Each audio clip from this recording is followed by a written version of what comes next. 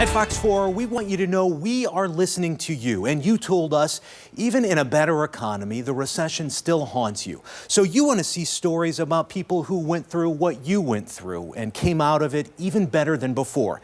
The man you're about to meet stopped me at a Fox 4 event and told me his story would make a great Southwest Florida reinvented. Success takes tinkering.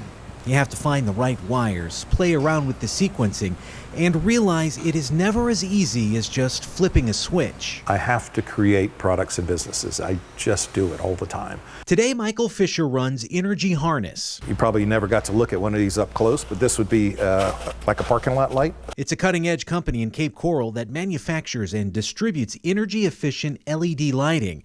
But Michael has spent plenty of time in the dark. The stress of not knowing where the next dollar is going to come from. You'd have to believe that it takes years off your life.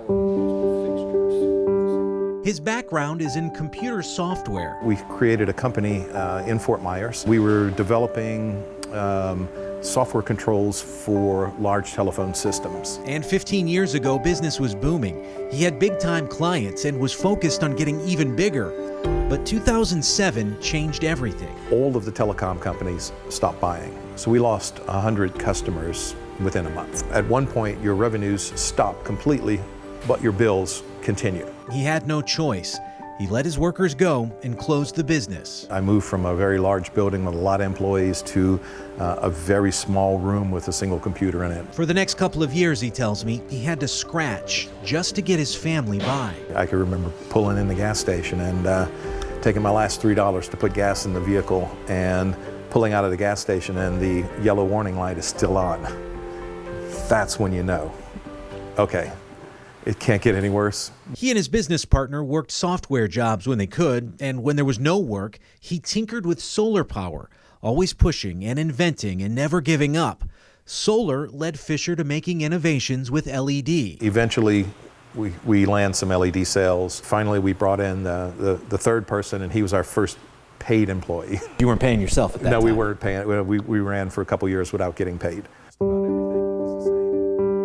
But he had a solid idea. Starting in the Midwest and moving south, he sold his lights to places like school districts, hospitals, and grocery stores. And his business grew. He now has warehouses in 2 states and more than 30 employees.